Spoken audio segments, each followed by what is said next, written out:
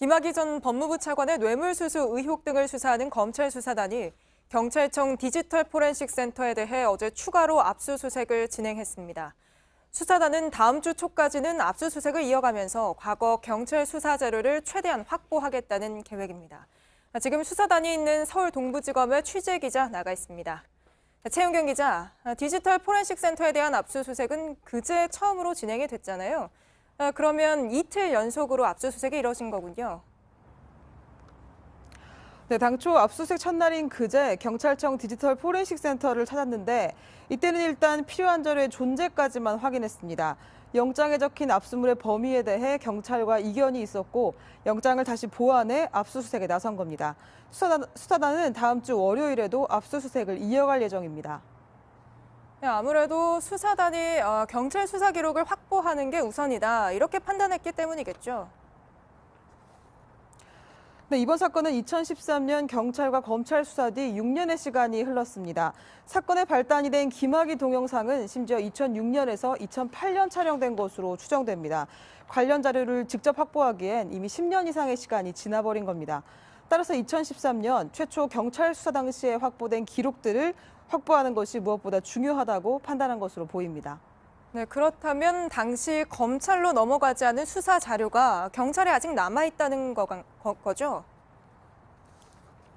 네, 그렇습니다. 검찰 수사는 주로 윤중천 씨와 김 전 차관의 성범죄 의혹에 집중해서 이뤄졌는데요. 이 때문에 당시엔 김 전 차관과의 연결고리를 밝혀줄 다른 자료는 받지 못했을 수도 있습니다. 수사팀 관계자는 경찰이 1, 2차 수사 당시에 윤 씨와 사건 관계자 등의 노트북과 휴대폰을 직접 분석했다면서 수사에 도움될 다른 자료들이 남아있을 것으로 보고 압수수색했다고 전했습니다. 네, 이건 조금 결이 다른 이야기인데 김 전 차관의 출국 금지 여부를 조회했던 공익 법무관들에 대한 수사를 할 것도 정해졌다면서요? 네, 대검찰청은 법무관 2명의 사건을 수원지검 안양지청에 배당했습니다. 안양지청이 법무부가 있는 정부 과천청사 관할이라는 점을 고려했습니다. 또 수사단을 본류 수사에 집중하게 해주겠다는 뜻도 있는 것으로 풀이됩니다. 지금까지 서울 동부지검에서 JTBC 최윤경입니다. 네, 수사단은 앞으로 당시 박근혜 정부 청와대 등에서 수사를 방해했는지도 들여다볼 텐데요. 그 당시 청와대와 법무부 고위 관계자들은 김학의 전 차관에 대해 특혜를 주거나 수사에 외압을 행사한 적이 없다고 강하게 부인하고 있습니다. 그런데 김 전 차관이 물러나는 과정을 살펴보면 특혜를 의심할 만한 대목이 있습니다. 당시 성범죄 의혹이 커지자 김 전 차관이 사표를 냈는데 법무부는 감찰도 하지 않았고 청와대는 속전속결로 사표를 수리해 줬습니다. 유선희 기자입니다. 김학의 전 차관 임명 당시 법무부 장관이던 황교안 자유한국당 대표는 김 전 차관 임명 직후에 성범죄 의혹을 알았다고 했습니다. 임명 직후에 무슨 그런 얘기가 나오더라고요. 그러고 나서 이제 본인에게 물어보니까 그런 일이 없다고 또 그러고 그 뒤에도 며칠 이제 계속되니까 본인이 사표를 냈어요. 그게 전부예요. 장관이 차관에게 직접 물어볼 만큼 심각한 문제였지만 법무부는 감찰을 하지 않았습니다. 당시 감찰 상황을 아는 전직 법무부 고위 관계자는 장관의 감찰 지시가 없었고 감찰도 없었다고 말했습니다. 또 다른 당시 법무부 관계자는 순식간에 사표가 수리돼 진상조사할 틈도 없었다고 했습니다. 실제 김 전 차관의 사표는 곧바로 수리돼 다음 날 면직 처리됐습니다.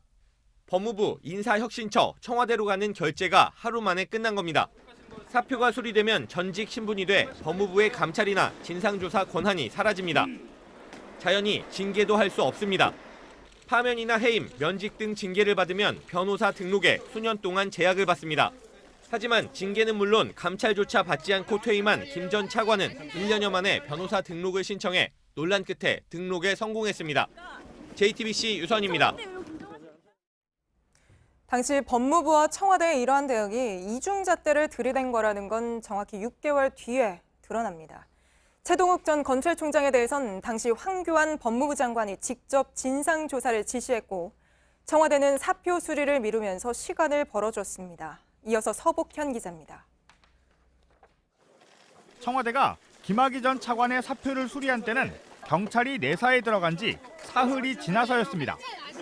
단순한 의혹 수준이 아니라 범죄 연관성을 찾으려고 수사기관이 나섰던 중이었습니다. 그런데도 법무부 차원의 조사는 전혀 없었고 청와대는 서둘러 사표를 수리했습니다. 반면 6개월 뒤 최동욱 전 검찰총장의 사생활 의혹이 불거졌을 땐 대응이 완전히 달랐습니다.